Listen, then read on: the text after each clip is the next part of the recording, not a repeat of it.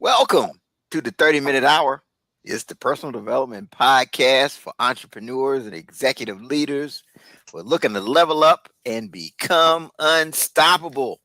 I'm your host, Eric Twiggs, your procrastination prevention partner.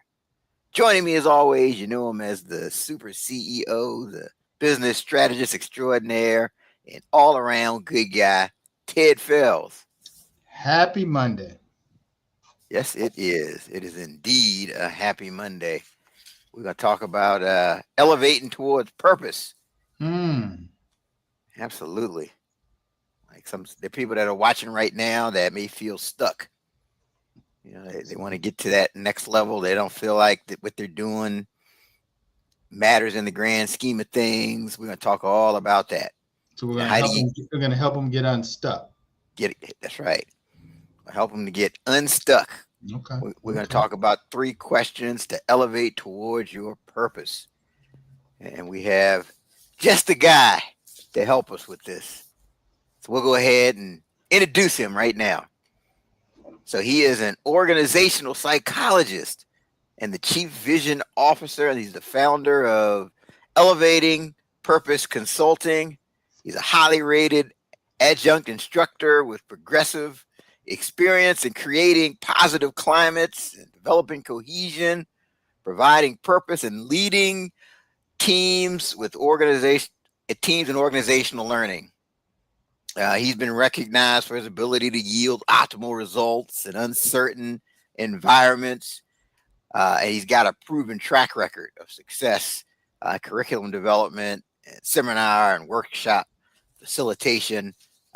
He's also a senior enlisted leader within the military, within the Air Force. Certainly, we thank you for your service. Please join us in welcoming Dr. Demetrius in booth. Yo, I think I need to take Eric and Ted with me everywhere I go, man. When I walk in the house at the end of the day, let y'all introduce me every day to my family.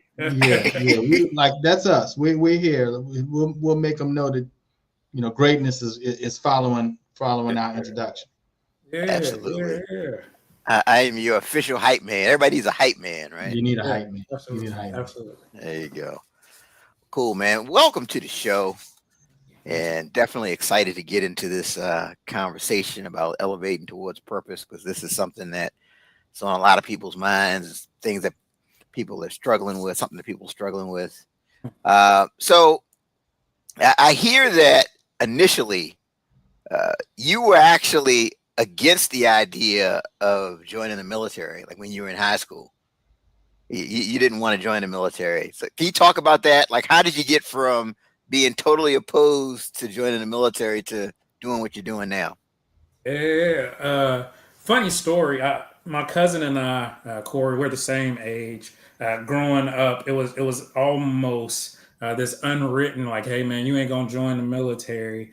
We had an uncle who was in the Marines, my Uncle George, may he rest in peace. He was a Marine during Vietnam. After that, he joined the Army Guard Reserves. And so he did that. And one day he pulled us all in and he was like, hey, all y'all teenage boys, I want to talk to y'all, school y'all to some game here. The military will give you a platform to work from. We were all in his basement. We were like, hey, Uncle George, miss us with that. We had one brave soul, my cousin Corey. He said some disparaging things. I ain't never seen my Uncle George jump up and move that fast to lunge out to grab him. And so I had my recruiter, Staff Sergeant Hester at the time, Air Force recruiter, coming up to Simeon Career Academy on the south side of Chicago. He come up to talk to me, and I don't want to have nothing to do with him. He kept coming up to talk to me. I didn't want to have anything to do with him. And what got me here, man, I was in love. I had this high school sweetheart. I said, man, I'm gonna marry this girl. I'm gonna have some children with her. And how can I take care of her, take care of myself, and change the trajectory of my life? Just so happened, Sergeant Hester came walking through there again. I rolled up on him, started asking him some questions, and that kind of set my path. And I'm still married to her to this day. I've been serving for 26 years now. She's been rocking with me the whole time. And man, it hasn't always been easy, but I don't have no regrets. No regrets. Man, that is awesome. I could relate to your part of your story because I went to a military high school here in DC, and then when I stepped on campus in college at Hampton, the military recruiters came. I like literally ran in the opposite direction.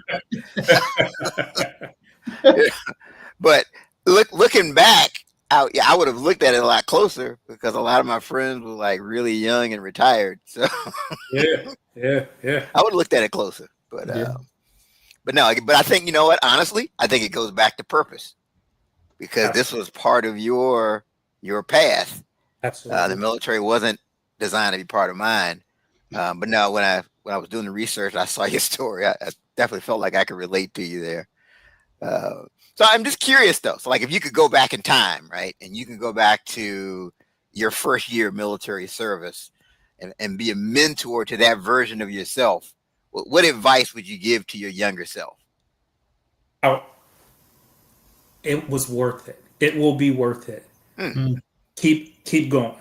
Back in 1999, when I joined the Air Force, you would think that it would have been a very different world than like the 60s and the 70s. Well, not so much near Maelstrom, Montana, Great Falls, Montana, not specifically just there, but some of the outlying areas. And so I experienced levels of racism and bigotry. So did my wife and my daughter, and she was very young at that age. We had to deal with some of that. I was far away from Chicago, away from my family and the structure that I had known and grew up with. You take a black kid from the south side of Chicago and you fling them to Great Falls, Montana in 1999. It was a culture shock for me. I showed up in June and it was snowing outside, and it was just all downhill from there. And so if I could go back to that moment and visit my younger self, I would tell him it's not supposed to be easy, but it will be worth it. Keep fighting, prevail, resist. It will make you stronger. It's worth it. That's what I would tell my younger self. Yeah, let's talk more about the racism. I know you had an incident where like a senior officer called you in along with some of the other African Americans, and he starts talking to you, and he's telling you some things that you didn't really expect to hear. Okay, can you kind of talk about that? If you can imagine, so I'm security forces by AFSC for all my defenders out there who may catch this episode. So I leave Lackland Air Force Base, heading up to Great Falls, Montana, to Maelstrom Air Force Base. We get there, and there's some initial training we all have to do. We do all of it. We make sure we're qualified on all of our weapons. We're getting acclimated to nuclear security in the world. That is that. And our squadron commander at the time, a lieutenant colonel, he has the senior NCO come in, the senior sergeant, and he's like pointing people out, and we don't notice it at first. He's pointing. It's probably like 25, 30 people in this room, and he's like pointing people out. He's like, the commander wants to see you. You, let's go. You, pop tall. You, come to. And so we all get in the conference room and we sit down and we look around and we notice it's all the black kids. So we're like, man, what's going on here? Why all of us in this room? And so he comes in, he sits down, and he says, hey, it bothers me. And I'm paraphrasing, it bothers me that I have to have this conversation with you. All of you are some of the finest Americans that exist in this country. You have signed up to serve. He gives us the percentage at that time of how many people actually serve in the military. And he's like, you're a part of this great group of human beings. He said, but there's some things I got to talk with you about. So we're all sitting there looking around at each other, mean mugging one another, like, what is this? And that commander is a white American. And so if you can imagine a bunch of young black kids from all over the country sitting in the room, this old white guy comes in and he starts this conversation. We're trying to figure out, why did he bring us in here? And he says, I love you guys and I want to protect you. And now our guard goes down a little bit and we're looking around like, what's happening now? And he said, there are some places that you can't go here. Have any of you heard of sundown towns?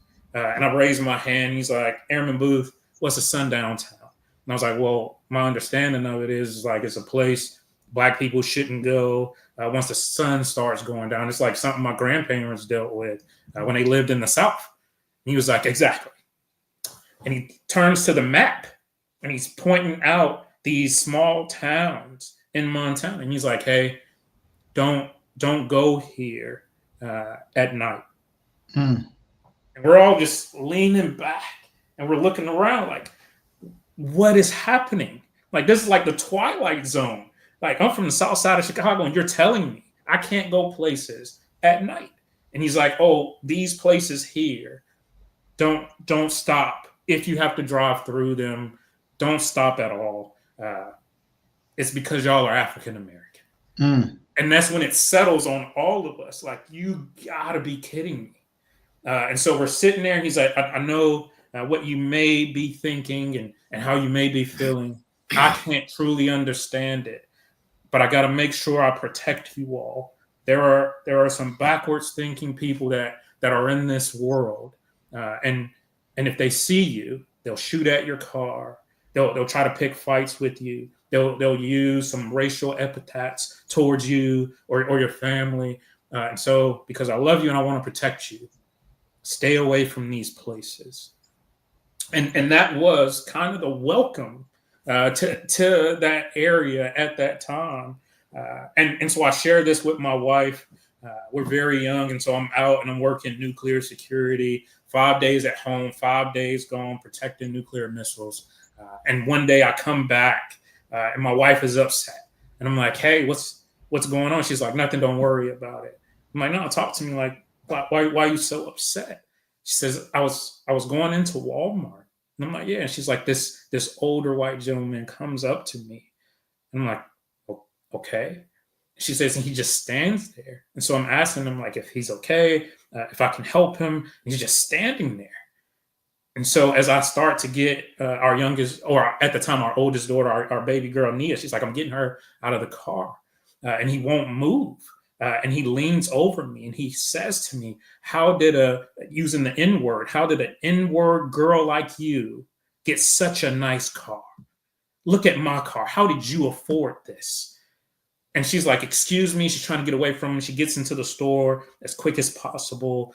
She calls for a security guy to take her back to the car so she can get back to the base. But it was like moments like that. I had been called the N-word while in uniform there in one of those small towns that I had to work around.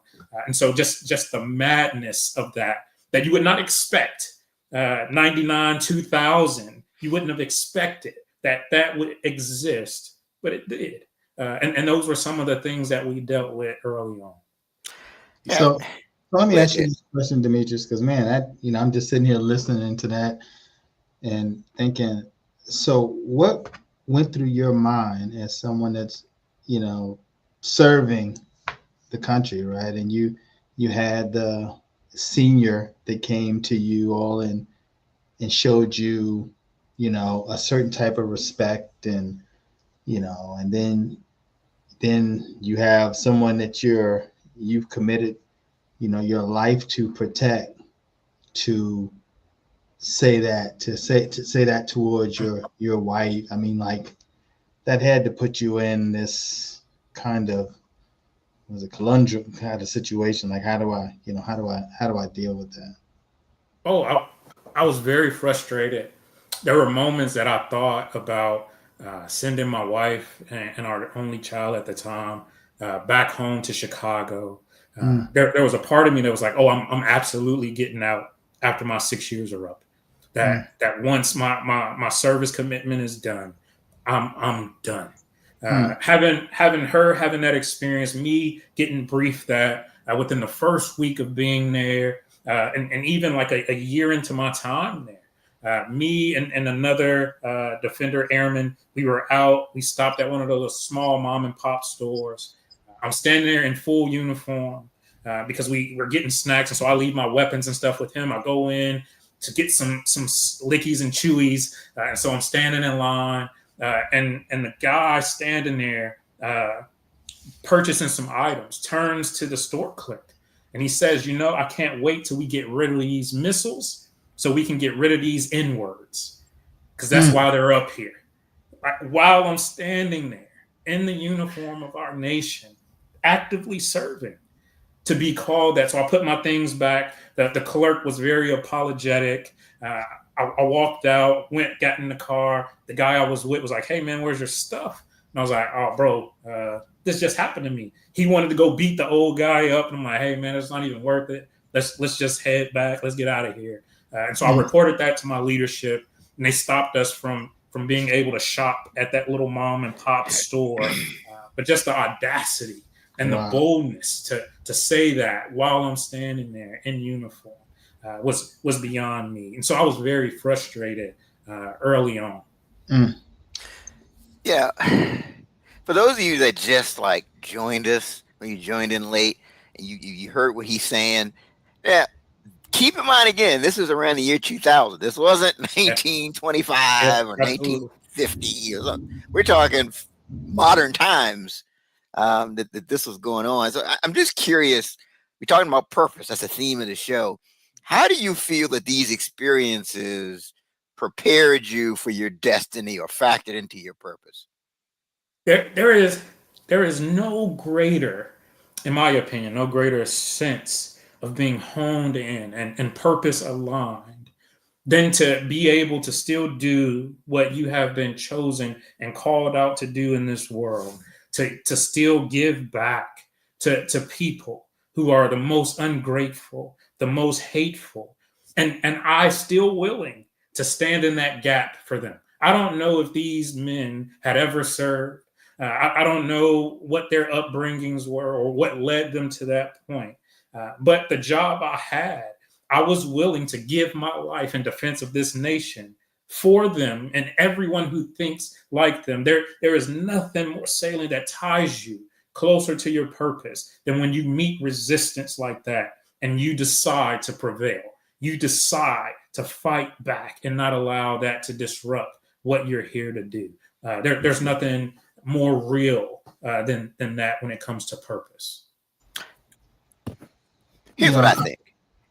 I'll let you go to. I think resistance is confirmation of your calling, that you have a calling, that you have something great that you're supposed to do. Mm-hmm. If you're not under attack on some level, that means you're not doing anything meaningful. Yeah. Ted, I would also think that for each of those individuals where you experience some individuals that were very appreciative and respected you as well for your commitment to serve. So I guess there's a situation that says, I could just quit this, and then there's another situation that says, okay, that's why I'm in it. I'm in it for these over here, but these other folks over here are going to benefit from it as well. This side strengthens me more than this side kind of deters me from wanting to continue.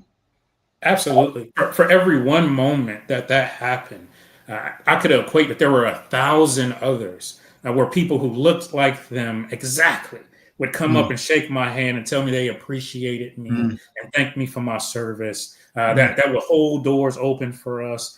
That would bring cookies and cakes to the gate shacks for the Defenders Guard in the base during the holidays because we couldn't be with our families. There were 1,000 times over folks who appreciated and could care less about the color of my skin, and it was more about the content of my character. And that also helped to reassure me. As you guys talk, often I'll use like the video game analogy.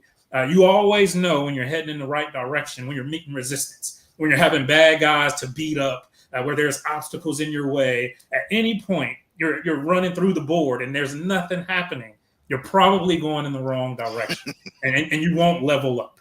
You have to experience this place of resistance and heartbreak and hardship, because it shapes you. No, that's a great point. Wow. Great point. So we've got Ruchik Rasad. He says it's important to elevate past the hurt to move forward. Yeah, absolutely. Absolutely. The hurt is a part of it. I know oftentimes we try to remove all of that from the environment. We don't want you to be hurt. We don't want you to meet any obstacles. We don't want things to be slightly too heavy for you. We want it to be a little bit easier because it was harder on me. And what I've learned in life is that those moments are stepping stones.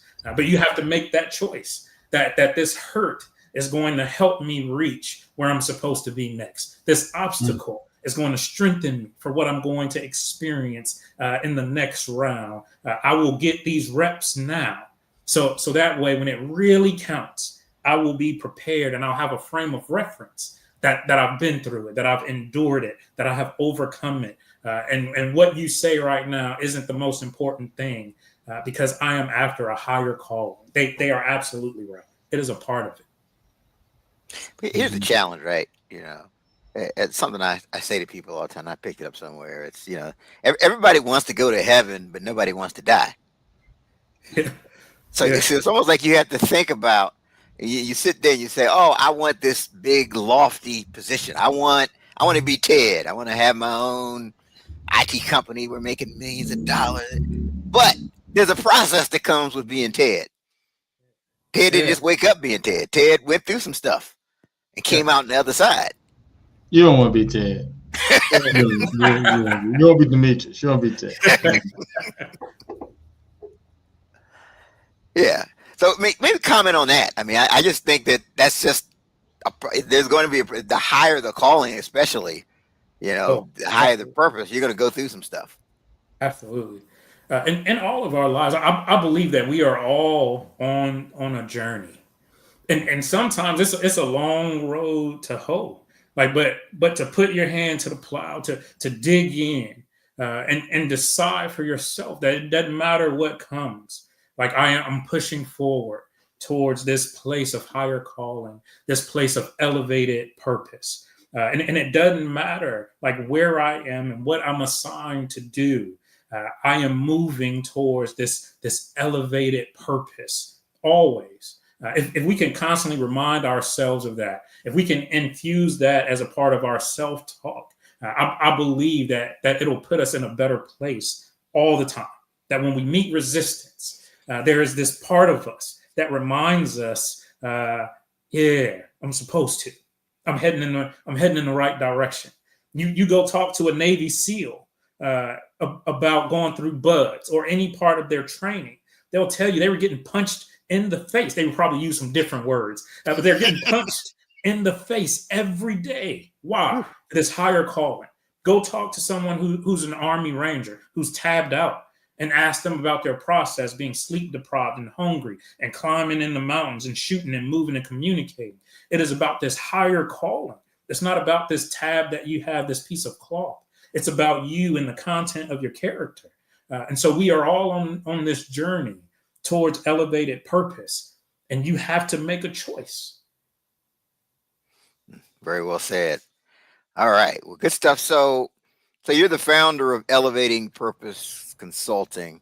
First off, like, what inspired you to launch this enterprise? If you ask me what my purpose in this world is, I would tell you it is to teach. And like this purpose is tied to my soul. It doesn't matter where you drop me at in human history, you would find me teaching. You would find me sitting in places of learning and going forth and connecting things together. Teaching is my purpose in this world.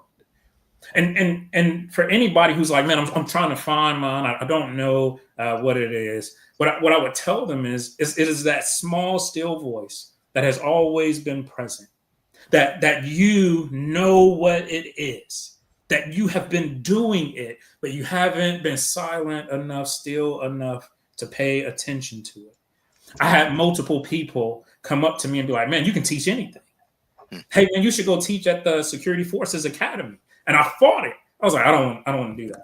I'm not a teacher. No, you should be down there teaching. And so I go and I teach, and I'm in the classroom, and the clouds part and the sun shine, and I'm like, oh, this is what they saw. And in every moment, I had someone, a mentor of mine, talk with me, and he's like, I want you to think back, because I told him, I was like, teaching is my purpose in this world. He said, is it? I said, yeah.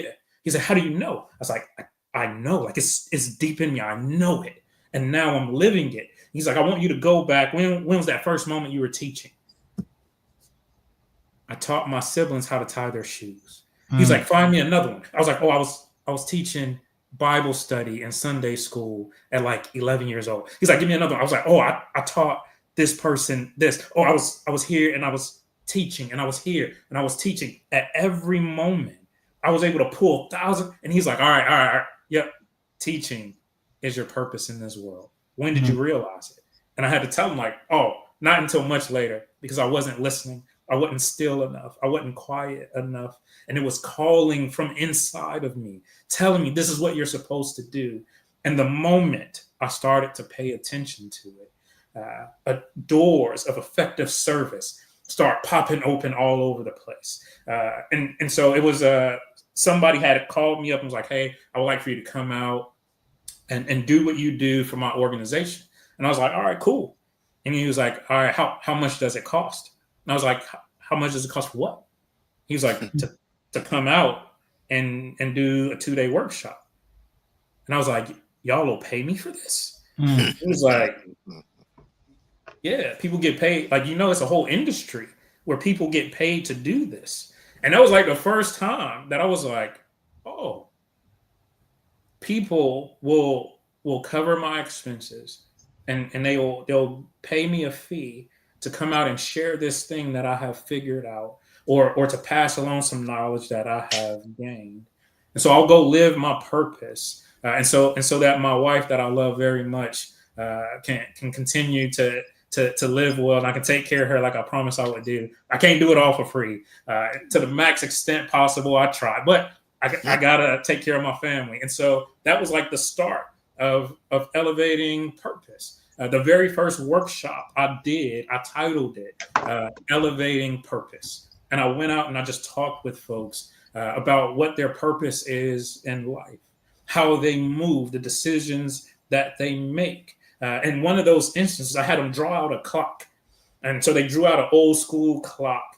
And I was like, all right, I want you to carve out your day, how you spend moments of your life. And so they started the process, a little pie sliver. I sleep for 6 hours, 10 hours I'm at work. And they just went through. And so I asked them, what do you want to be known for? And I had everybody write it on the board. I'm like, all right, talk to me about your clock. And as they're going through their day, their normal day, day after day, I look back at them. I say, hey, hero, you ain't going to make it. You said you wanted to be known for this, and you haven't spent or dedicated any of your life to doing it. You're doing all of these other things. And after I was done with that workshop, the folks came up and they were like, hey, man, you're on to something here. Elevating purpose. And so that became the name of my company. And I've been doing it ever since. Yeah. So who is your like ideal client? Someone who recognizes that there is something that they are supposed to be doing, and they haven't figured out what that thing is yet. That person, that is my ideal client, because they are in tuned enough to know that what I've been doing is not what I'm supposed to do in this world. Or I've been doing something and it's been working and it's been good, but man, something in my life is missing. And oftentimes as I go into those moments with them, I'll ask them the powerful question and they'll say to me, I don't know. And I'll be quiet and I'll look back. Yeah, you do. It's in there.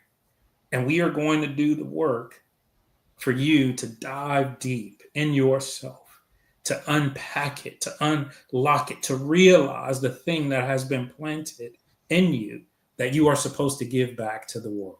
That is like the prime person to call me out to help them work through some things.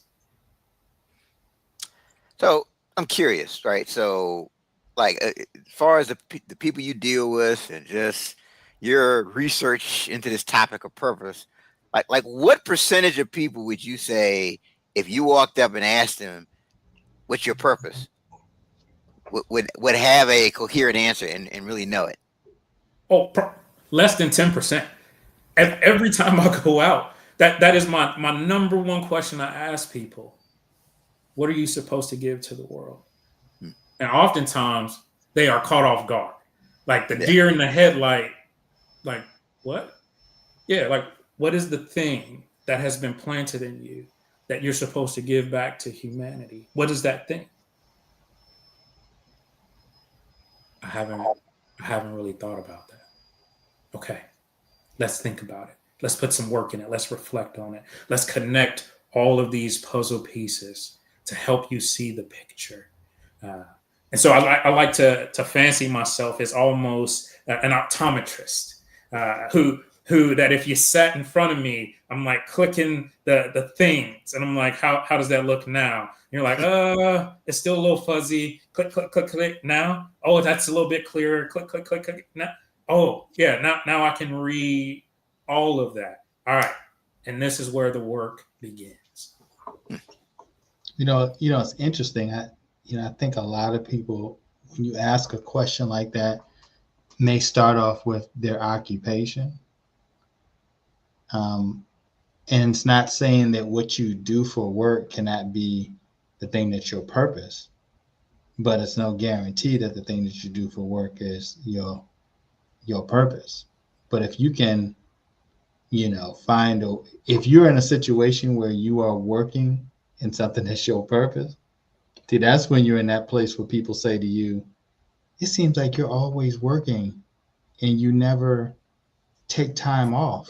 And you feel like, I don't really feel like I'm always working because it's so natural. It's a thing that I enjoy, doing. I think about this is from being an entrepreneur, and I'll think about like Sundays, and it's like, like on a Friday, I'm like, oh, it's the weekend. This is great. I'm all ready for the weekend. Then when Sunday comes, most people are like, tomorrow's Monday. And I try to get there, and I'm like, well, Monday's cool. Like, I'm working for myself. I like what I do. I enjoy the people that I'm around with. Monday's just like a Friday. So again, if you can find that opportunity, if purpose is what you do for work, that's great. But purpose doesn't have to be what you do for work. I mean, you can be over here and be, an accountant, but your purpose be, doing community service, or, working with, kids or seniors or people, with disabilities, whatever that is. Absolutely. Absolutely. And I find myself, I would tell anyone in the world, how fortunate am I? I had a moment where at teaching at the Security Forces Academy, I got paid to live and do my purpose every day, which is to teach. I had a moment where I taught at the Senior Non-Commissioned Officer Academy for the Air Force. And every day for 4 years, I got paid to come into a classroom and teach. You couldn't tell me anything. And you're absolutely right. In those two spaces, people would come up and be like, D, like, dude, how do you put that stuff together? Hey, man, this is my purpose. But I can help you. Like, hey, this is my gift back to the world. This is what I do. But I can help you as well start the process to bring it together. I had one boss who hired me to come work in the unit with him. And as we're talking, he was like, hey, what do you need from me? I was like, hey, boss, I'm glad you asked. I am going to be a phenomenal defender in this unit. I'm going to be the best senior enlisted leader you got. I guarantee you that. But I'm going to need moments where I can break away and go teach. That's going to fuel me up. That's going to fill me up. And when I come back, every time I come back, like I'm going to be so much more energized and ready to go. I said at least once a quarter, let me break away. If somebody in the Air Force invites me out, let me go. If I get a job offer, I'll do all the appropriate paperwork. I'll make sure there's no ethical issues, and I will take off. But I guarantee you, you let me go for 3 days, the dude you will have when I come back, you can't even pay for. And so that was our agreement. And it got to the point where if I missed a quarter because work was just getting crazy, that he would come in my office and he'd be like, hey, Chief, I need to talk. I'd be like, hey, what do you got? He's like, hey, you're doing a phenomenal job. Roger, I really appreciate you. Yep, I'm going to need you to go teach.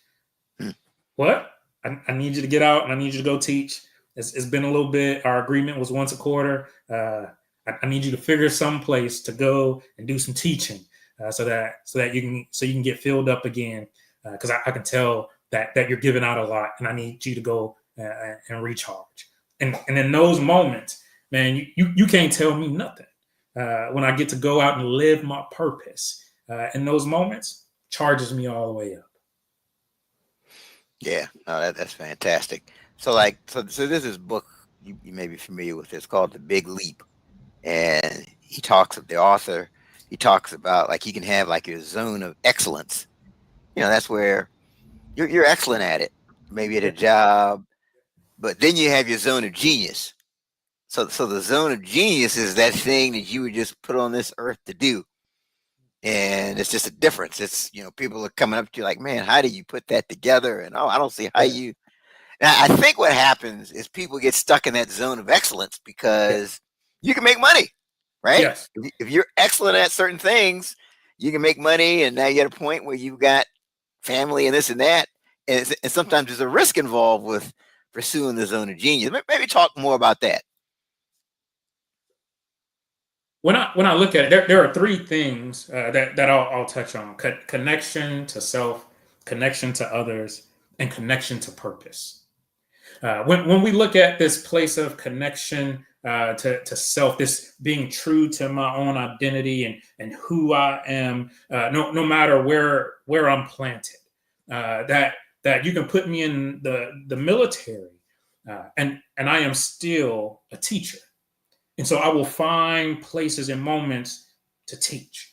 Even if I'm not in an academy, you give me, hey, like we got to do this today. Is there anyone who doesn't understand what we got to do?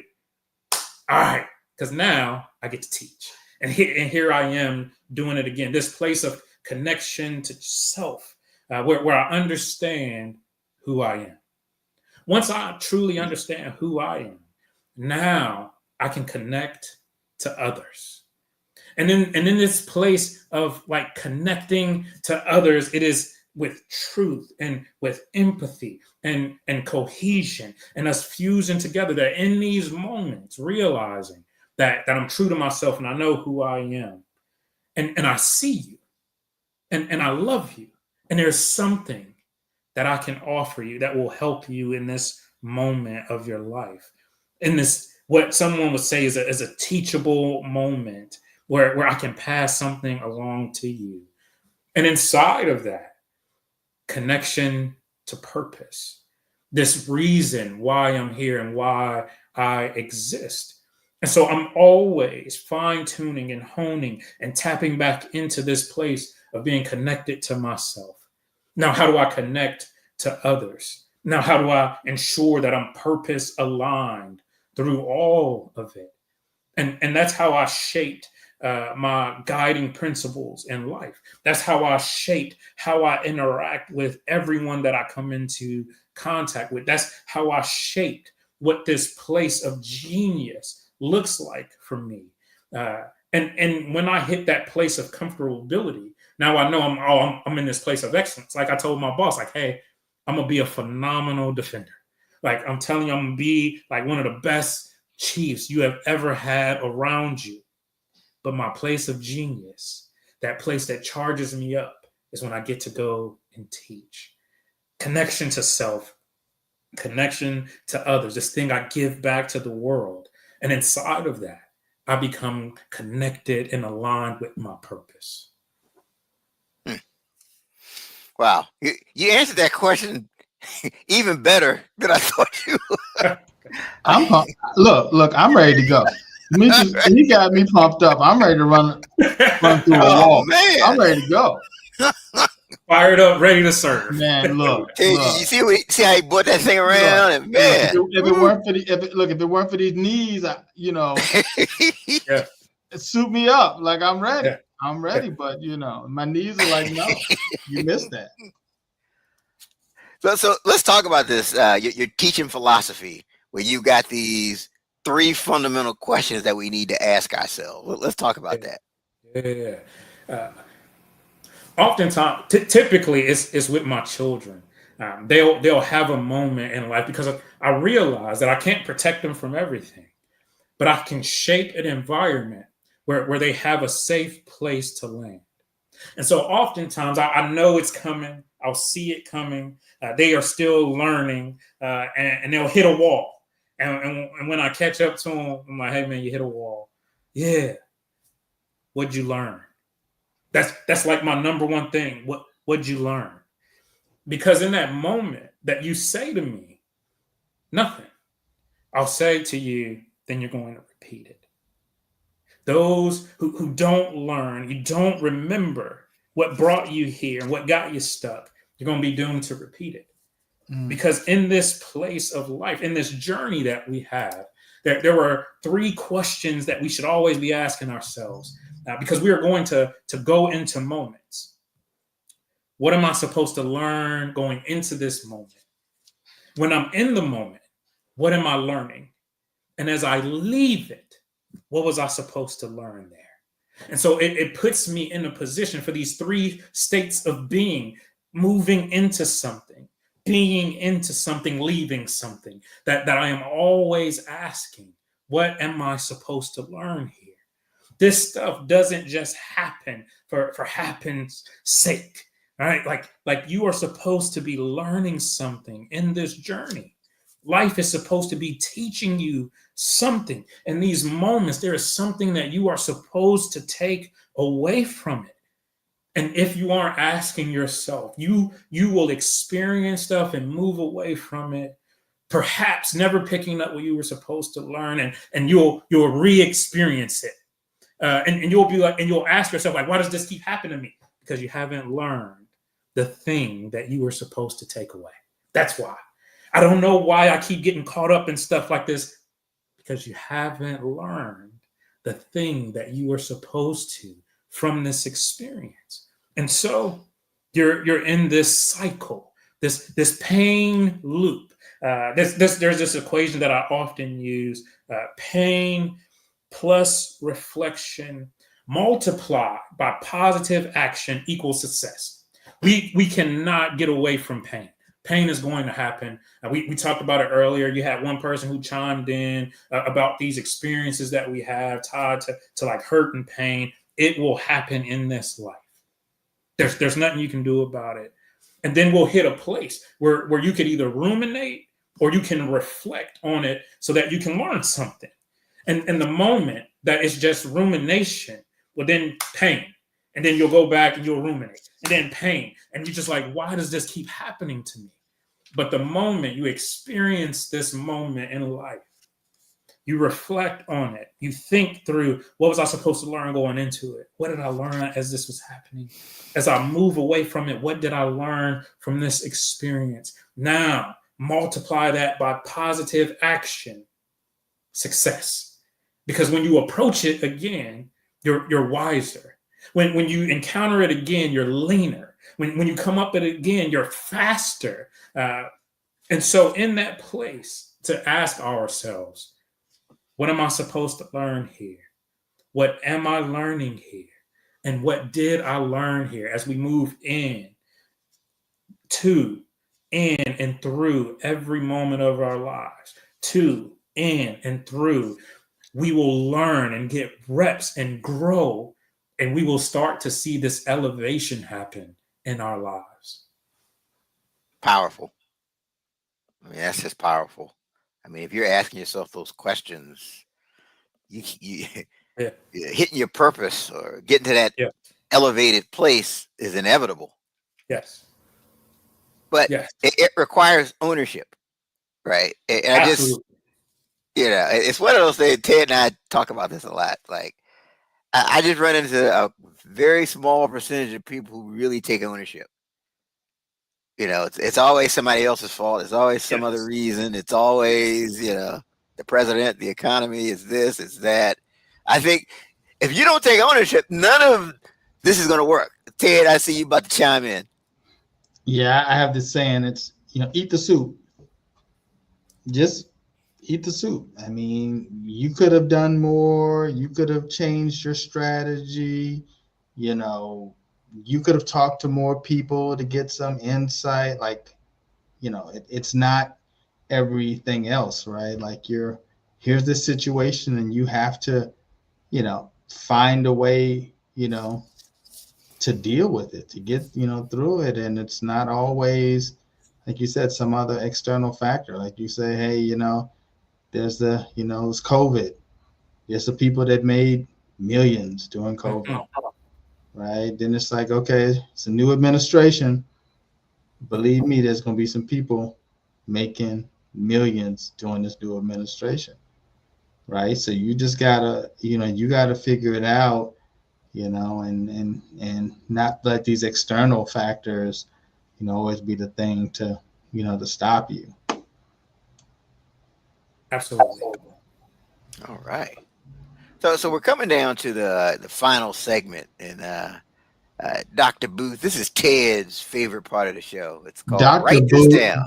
Dr. Booth, I do not like this part of the segment. I'm trying to get Eric to pull it out because when there's a guest like you that's been dropping not nuggets, but like boulders, like throughout, it's like, okay, now I got to follow behind you. And I know that you're going to say something so profound that I'm just going to be like, yeah. Oh, now the Uh, pressure is on to be yeah. Oh, yeah. profound at Yeah. the end. Yeah. Yeah. Yeah. And then this is the thing with Eric, right? So I always get to go right after the guest. So Eric is sitting there, now look, see, he's taking some time. Like he's already getting his figured out. He's getting his figured out. Right. So he gets to go last. But no, this is not my favorite part of the show because I have to follow. However, I'm looking forward to hearing what you say. Yeah, so in this segment, it's called Write This Down. So we each go around, we give at least one takeaway relating to today's episode that we want the people to write down so that they can level up. So, Dr. Booth, you are our guest of honor. What's something that the people need to write down from today? The weight is going to be the same. I went through an army course, and as I was going through, why they had these telephone poles that were not in the ground holding telephone wires, I'll never know. But they had telephone poles there, and the sergeant comes up to me and he's like, "Hey, airman, go move that pole." Cool, Roger that, sergeant. I take off. I get over there. It is an impossible task. It is an impossible task. I cannot roll this thing. I cannot shift this thing. And I already have everybody out working, doing other things for this mission that we have been given. And now I have to stop and move this pole. So I look around. I'm like, all right, I got to reprioritize. I go grab 4 people. I'm like, hey, stop, you stop, you stop. Come help me move this pole. We get over there. The pole is moving a little bit. And we're like, okay. But it's wearing on our bodies a whole lot. Now, this impossible task is no longer impossible, but it's wearing on us. So I tell them, like, hey, give me a moment. I go and I get 8 more people. And so now I got a squad, like 13 guys over here. And I say, hey, we got to move this pole. And so now I'm giving commands. Everybody center face. Boom, we all turn. Everybody kneel down. Everybody hook up. And we all hook this long, heavy telephone pole. Everybody lift. We lift. We're straightening up our legs. Everybody turn. We turn. Up, up. It's on our shoulders. And now this impossible task of moving this pole, we're moving it. The weight of the pole didn't change. The weight was the same. But the moment I realized that I can't do it alone, that I need help, I was able to move this impossible thing. You got purpose in this world. You got a pole inside of you. Move the pole. And you are looking at it and you're like, the weight of this thing is heavy. Yeah, because you ain't designed to move it on your own. It's designed for you to find people to come and help you move the pole. But leaving the pole there serves no purpose to anyone. And so the weight is the same. Doesn't matter if you got one person or 12 people on it. The weight of the pole is the same, but it wears you down a little less. You move it a little quicker, move it a little easier when you take a team. That old African saying, you want to go fast, go alone. If you want to go far, go together. And so that would be the thing I would say, write this down. The weight is the same. Move the pole of your purpose, and you need help. Can't do it alone. Yeah, that's powerful. I think a sign that it's, if you're called to something, usually it's bigger than you are. It's not something you can just go out and do tomorrow. Yes. If you could just go out and do it tomorrow by yourself. Yes. It's probably not. Yes. Yeah. Now that's yeah. I'm not doing it. Come on, Ted. No, you said this was your favorite. You take. I heard you say this was your favorite this part. is my least favorite part. I'm not doing it. When you started the whole thing about the weight, I was like, "Where's he going with this?" And then, yeah, man, that was great. That was great. Ted, there's something you're supposed to give me. I was supposed to give y'all something. Y'all was supposed to give me something. You got to give me something, Ted. I mean, again, everything that I've just heard, we've talked about this evening, I can just put that kind of in a short sentence, which I think is like, greatness requires a process. Right? It requires a process. Like, no matter, what it is, I mean, the things that you went to become a leader, the things that you went to, to determine your purpose, right? You want to, whatever it is, if you look at it of a professional athlete, right? There was a process that they went through over the years. If you want to, be a successful entrepreneur, if you want to, you're trying to lose weight and get in shape. Like it's not easy, right? And it's, not sustainable, right? If it's easy, right? So I say greatness requires a process. And if you go into it with that mindset, to know that it's going to be a process, to know that there's going to be some heartbreak, right? There's going to be some times when when you're disappointed, when you don't win, you don't get selected for this certain position or whatever. But, again, like you said, what do you learn from it, right? Because that learning part is definitely a part of the process. I say you never, was the quote, I never lose, I learn. Yeah. So yes, greatness requires a process. Write that down. Write that down. I did, Ted. I knew it was something you were supposed to give. I had to give you something, Demetrius. After you said the whole thing about the weights and stuff, I was sitting here and I was jotting stuff down. I'm like, come on, you got something there. You got something in there. Yeah. All right, man. Both of y'all are tough acts to follow, man. So, I've just been thinking about what we were talking about. You talk about asking the question, what did you learn? And there's a saying that, from my coaching world, we say, the first time is a mistake, the second time is a choice. Right. So if you're not asking yourself that question, hey, what did I learn from this? You're gonna do it again. And if you do it a second time, okay, yeah, that's a choice you made. It's no longer a mistake. And one of the things I've noticed from people that are high level performers and high level achievers consistently is that you don't see them making the same mistake twice. They may make a different mistake, but they're not making the same mistake twice. And I think if you can get to the point where you're not making the same mistake twice, you're on the road to greatness. But the key, again, first time it's a mistake, second time it's a choice. And it all ties back to Dr. Booth's question. What am I learning? What did I learn from this? All right. Man, this has been, man, this is one of those episodes. I'm going to have to go back when I'm on the treadmill and listen to it again. Look, Dr. Booth, what you doing next Monday? Like, we gonna bring you back, man. Hey, bring me back. Part 2. I'm with it. I'm with it. Yeah, man, we got to unpack this some more. Yeah, this is fantastic. All right. How can the people connect with you? So if you want me to come out and do some work with your organization, if you go to my website, elevatingpurposeconsulting.com, elevatingpurposeconsulting.com, there's a tab there where you can reach out to me that way. Or if you're on LinkedIn and you look up Demetrius.booth, I set it up that way, no numbers or anything crazy. Demetrius.booth. You can easily grab me on LinkedIn and we can connect that way as well. Great. Fantastic. Thank you for sharing everything that you shared today. Speaking of sharing, those of you watching and listening, don't forget to share the show. Share the show. Keep this information to yourself. Also, don't forget, you can also catch us on Apple Podcasts, Spotify, all those places.